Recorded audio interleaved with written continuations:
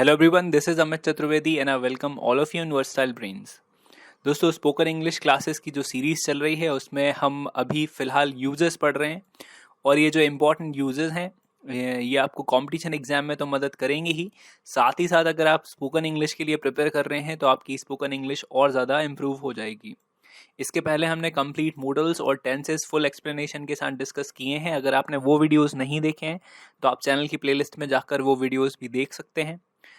दोस्तों ये यूजेस जो हम पढ़ रहे हैं इम्पॉर्टेंट वाले, उसका ये 5वां चैप्टर है। इसके पहले हमने हैव, हैड, विल हैव और मे हैव, शुड हैव का यूज़ डिस्कस कर लिया है। वो वीडियोस भी प्लेलिस्ट में है, अगर आपने नहीं देखे तो आप देख सकते हैं। ये आज 5वां चैप्टर है और इस 5वें चैप्टर में हम आज डिस्कस करने वाले हैं देयर का यूज़, और देयर का इज़ार वाला यूज़ हम आज डिस्कस करेंगे। ये यूज़ हम कब, कहाँ और कैसे करते हैं आज हम ये जानने वाले हैं। तो अभी तक आपने चैनल सब्सक्राइब नहीं किया है तो प्लीज़ सब्सक्राइब कर लें ताकि आगे आने वाले यूजेस और ग्रामर से रिलेटेड सारे वीडियोस आपको टाइम टू टाइम मिलते रहें। दोस्तों हमारा मेन मोटिव इस सीरीज़ के पीछे ये है कि आपकी ग्रामर के ऊपर अच्छी कमांड बन जाए, आप एडवांस रूल सीख जाएं ग्रामर के, आपकी स्पीकिंग इम्प्रूव हो जाए और आप कॉम्पिटिशन एग्जाम के लिए भी एकदम ठीक तरह से प्रिपेयर्ड हो जाएँ। तो अभी अपन पढ़ते हैं देयर इज़ार का यूज़। चलिए शुरू करते हैं। तो दोस्तों ये रहा देयर इज़ार का यूज़। अब हमें सबसे पहले ये जानना होगा कि हम देयर का यूज़ कब करते हैं। तो आपको ये 3 मेन चीज़ें याद रखनी है जहाँ पर हम देयर का यूज़ करते हैं। तो ये 3 चीज़ें हम वन बाय वन समझेंगे, इनको आप बहुत ध्यान से समझ लीजिए। तो पहली चीज़ ये है कि देयर का जो सेंटेंस होता है उसमें सब्जेक्ट नहीं आता है।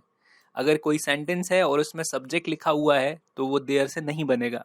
यानी आपको देयर के लिए ये याद रखना है सबसे पहले कि देयर के सेंटेंस में सब्जेक्ट नहीं होगा। इसके पहले हमने जो 4 यूजेस पढ़े हैं उनमें सब्जेक्ट आ रहा था और कंपलसरीली उन सेंटेंसेस में सब्जेक्ट होता ही होता था। जैसे सब्जेक्ट के पास ऑब्जेक्ट है जब हमने हैज़ पढ़ा था, फिर हमने पढ़ा था हैड सब्जेक्ट के पास ऑब्जेक्ट था, फिर उसके बाद हमने पढ़ा था सब्जेक्ट के पास ऑब्जेक्ट होगा जिसमें हमने विल हैव लगाया था, और फिर उसके बाद हमने पढ़ा था सब्जेक्ट के पास ऑब्जेक्ट हो सकता है और सब्जेक्ट के पास ऑब्जेक्ट होना चाहिए जिसमें हमने मे हैव और शुड हैव लगाया था।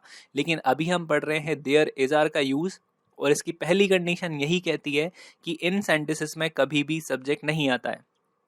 नंबर 2, दूसरी चीज़ आपको याद रखनी है कि देयर के सेंटेंस वही सेंटेंस होते हैं जो हमेशा प्लेस से या फिर टाइम से स्टार्ट होते हैं। यानी हिंदी में जो सेंटेंस आपको मिलेगा उसके सबसे शुरू में या तो प्लेस लिखा होगा या फिर टाइम लिखा होगा, इनमें सब्जेक्ट नहीं आता है। और तीसरी और सबसे इम्पॉर्टेंट चीज़ आपको देयर इज़ार वाले यूज़ के लिए याद रखनी है, वो ये है कि ये कौन है या फिर क्या है, इन दोनों में से किसी एक क्वेश्चन का आंसर देता है। ठीक है, अगर आपको ये बात समझ में नहीं आई है तो आप एग्जाम्पल के ज़रिए ये समझ सकते हैं। देखिए यहाँ पर एग्जाम्पल लिखा है घर में एक कार है। अब ये तीनों चीज़ें अगर इसमें मैच करेंगी, यानी ये सेंटेंस इन तीनों कंडीशंस को एग्री करेगा, तो फिर ये सेंटेंस देयर इज़ार का है। ये तीनों आसान सी कंडीशंस हैं। सबसे पहले लिखा है इसमें सब्जेक्ट नहीं है, तो आप सेंटेंस को पढ़िए, घर में एक कार है, इसमें कहीं भी सब्जेक्ट नहीं दिख रहा है। इसमें मैं, हम, तुम, हमारा, तुम्हारा, उनका, उसका या फिर कोई भी लिविंग बीइंग का नाम नहीं लिखा है, तो ये सेंटेंस देयर इज़ार का है। ठीक, दूसरी कंडीशन देखते हैं, ये प्लेस या टाइम से स्टार्ट होता है। तो देखिए सबसे शुरू में घर में लिखा हुआ है तो ये प्लेस है, तो ये दूसरी कंडीशन भी फॉलो करता है ये सेंटेंस। और तीसरी कंडीशन ये है कि ये कौन है या फिर क्या है, किसी एक क्वेश्चन का आंसर देता है। तो यहाँ पर लिखा है घर में एक कार है, तो घर में क्या है, घर में एक कार है, तो ये क्या है का आंसर दे रहा है, यानी ये सेंटेंस देयर इज़ार का है। तो अगर आप नोट्स बना रहे हैं तो इन तीनों कंडीशंस को बहुत हाईलाइटेड तरीके से आप लिख लें ताकि आपको ये याद रहे कि देयर इज़ार के सेंटेंस कैसे होते हैं। अब चलिए ये समझ लेते हैं कि इस तरह के सेंटेंसेस को हम बनाते कैसे हैं, स्ट्रक्चर्स के जरिए। तो ये 5 स्ट्रक्चर्स हमें मेनली याद रखने हैं अगर हमें देयर इज़ार का सेंटेंस बनाना है। तो आपको सेंटेंस के सबसे स्टार्टिंग में देयर लिखना है, फिर आपको या तो इज़ लगाना है या फिर आर लगाना है, उसके बाद लिखना है ऑब्जेक्ट, फिर लिखना है प्लेस और लास्ट में लिखना है टाइम। अब सवाल ये है कि आप इज़ कहाँ लगाओगे और आर कहाँ लगाओगे। अभी तक हमने आपको ध्यान होगा ही, शी, नेम और आयु, वीदे के साथ इज़ और आर और एम का यूज़ किया था। लेकिन अब कंडीशन ये है कि देयर के यूज़ में ना तो ही, शी आता है ना इज़ आर आता है, क्योंकि इस सेंटेंस में, देयर के सेंटेंस में सब्जेक्ट ही नहीं होता है, अभी हमने पहले ही सीखा है। तो अब सब्जेक्ट नहीं होता है तो हम इज़ार कैसे लगाएंगे, आप इज़ार लगाओगे इस ऑब्जेक्ट को देख के। ठीक है, अगर ये ऑब्जेक्ट सिंगुलर होगा यानी एक होगा तो हम यूज़ करेंगे इज़। लेकिन अगर ये ऑब्जेक्ट जो है एक से ज़्यादा होगा, 2 होंगे या 200 होंगे या 2000 होंगे, यानी एक से ज़्यादा होंगे, तो हम आर यूज़ करेंगे। जैसे हम पीछे वाला एग्जाम्पल देख लेते हैं, यहाँ पर लिखा है घर में एक कार है, तो इसमें जो ऑब्जेक्ट है वो है एक कार। और मैंने आपको अभी बताया कि अगर ऑब्जेक्ट एक है तो आपको इज यूज़ करना है, और एक से ज़्यादा है तो आपको आर यूज़ करना है, तो वहाँ पर हम इज यूज़ करेंगे। और घर में एक कार है, ये सेंटेंस बनेगा देयर इज, एक कार को वन कार या फिर अ कार, और फिर प्लीज लिखोगे एट होम, तो there is a car at home, ऐसे बनेगा। ऐसे ही हमें नेगेटिव सेंटेंस में करना है, देयर लिखना है, फिर इज या आर में से एक कुछ आएगा, ऑब्जेक्ट को देख के आप ये लगाओगे, और इज आर के बाद आप नॉट लिख दोगे, और प्लेस टाइम आएगा सबसे लास्ट में। जब हम इसका यस नो सेंटेंस बनाएंगे जिसमें शुरू में क्या होता है, तो हम इज या आर को शुरू में लिख देंगे। ऑब्जेक्ट आप पहले ही ध्यान में रख लीजिए, अगर ये सिंगुलर हो तो आप इज लिख देंगे, और प्लूरल होगा तो आप आर लिख देंगे, उसके बाद देयर आएगा, फिर हम लिखेंगे ऑब्जेक्ट, फिर प्लेस, और लास्ट में time. W H first sentence में भी हमें ऐसा ही करना है, जब कौन कब कहाँ कब कैसे क्यों कब से और कितने बजे ऐसे कुछ शब्द आए, तो वो शुरू में, फिर उसके बाद इज आर ऑब्जेक्ट को ध्यान में रखते हुए, उसके बाद देयर, फिर ऑब्जेक्ट, उसके बाद प्लेस, और सबसे लास्ट में टाइम। ऐसा ही हमें डब्ल्यू एच सेकेंड सेंटेंस में करना है, कौन सा कौन सी कौन से किसका किसकी किसके हम शुरू में लिखेंगे।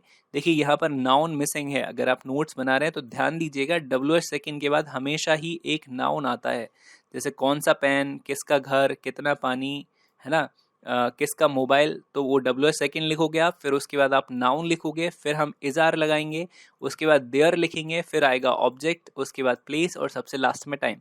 अब ये जो डब्ल्यू एच सेकेंड स्ट्रक्चर है, इसमें एक प्रॉब्लम ये होगी कि इसमें ऑब्जेक्ट नहीं आएगा, क्योंकि ये जो ऑब्जेक्ट है ये ऑलरेडी नाउन की जगह आ जाएगा। तो आप नाउन को ही देख के डिसाइड करें कि आपको यहाँ इज लगाना है कि आर लगाना है। अगर नाउन सिंगुलर होगा तो आप इज लिखोगे, और नाउन प्लूरल होगा तो आप आर लिखोगे। जैसे फॉर एग्जाम्पल मान लीजिए लिखा हो कि घर में कौन सी कार है, तो अब वो कौन सी कार तो आपने यहीं लिख दिया, डब्ल्यू एच सेकेंड हो गया कौन सी विच, और कार हो गया नाउन। अब कार को आप देखिए सिंगुलर है तो हम इधर इज लिखेंगे, तो विच कार इज देयर, और फिर ऑब्जेक्ट है नहीं क्योंकि वो कार की जगह पहुंच गया एट होम, तो which car is there at home, ऐसे ये सेंटेंस बन जाएगा। चलिए अब और डिटेल में कुछ एग्जाम्पल समझ लेते हैं ताकि आपको ये और बेहतर तरीके से समझ में आ जाए। तो ये रहे हमारे आज के प्रैक्टिस सेंटेंस। पहला जो सेंटेंस है वो यही है कि घर में एक कार है, तो हमने सबसे शुरू में लिखा देयर, जैसा हमने स्ट्रक्चर्स में समझा था। अब ये कार जो है वो सिंगुलर नाउन है, इसलिए हम यहाँ पर इज लगा रहे हैं, तो there is a car at home, इस तरह से ये बन गया। दूसरा एग्जाम्पल है घर दुकान पर शैम्पू नहीं है। देखिए नहीं लिखा हुआ है तो नेगेटिव सेंटेंस है, शैम्पू सिंगुलर वर्ड है इसलिए हम इज यूज करेंगे, तो there is not shampoo at shop. ठीक है, अगर ये शैम्पूज बहुत सारे होते तो हम आर यूज करते, लेकिन एक ही है तो हम इज यूज करेंगे। चलिए अगला एग्जाम्पल है, इंडिया में कितने राज्य हैं। अब देखिए यहाँ पर कितने लिखा हुआ है, तो ये डब्ल्यू सेकेंड वर्ड है, राज्य हो गया नाउन।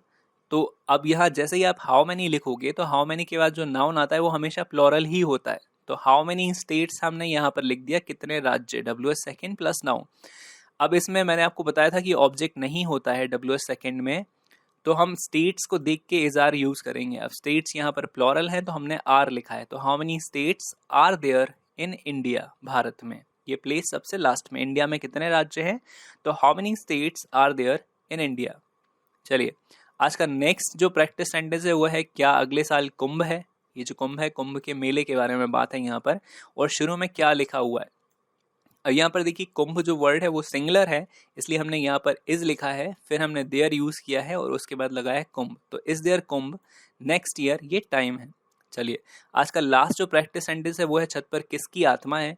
तो देखिए किसकी ये है डब्ल्यू एस सेकेंड वर्ड, और आत्मा है नाउन। अब यहाँ पर आत्मा सिंगुलर है यानी इसके लिए हम इज यूज करेंगे, तो हुज यानी किसकी, सोल यानी आत्मा, सोल भी कह सकते हैं इसको, स्पिरिट भी कह सकते हैं, तो हुज स्पिरिट या हुज सोल सिंगुलर है यानी इज देयर, और छत पर यानी ऑन रूफ, तो छत पर किसकी आत्मा है, तो whose soul is there on roof.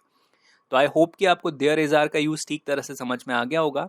अब इसी तरह के कुछ सेंटेंस आप हिंदी में अपनी कॉपी में लिखिएगा, और उनको इन स्ट्रक्चर्स का यूज करके बनाने की कोशिश कीजिएगा।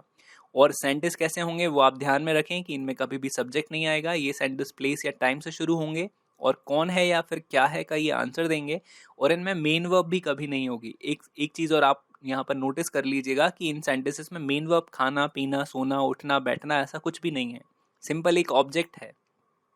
तो इस तरह के आप सेंटेंस लिखिए, उनकी प्रैक्टिस कीजिए। अगर कोई डाउट आता है तो आप मुझे नीचे कमेंट सेक्शन में लिख के बताइए। हम उनको आगे आने वाले वीडियोस में डिस्कस करके उन डाउट्स को क्लियर करने की कोशिश करेंगे। और अगर आपको कुछ कहना है, पूछना है, बताना है तो आप मुझे या तो नीचे कमेंट सेक्शन में लिख सकते हैं या फिर फेसबुक पर इस यूज़र नेम के साथ सर्च करके भी आप मुझे मैसेज भेज सकते हैं। और अभी तक आपने चैनल को सब्सक्राइब नहीं किया है तो प्लीज़ सब्सक्राइब द चैनल। आगे आने वाले वीडियोज़ आपको टाइम टू टाइम इससे मिलते रहेंगे।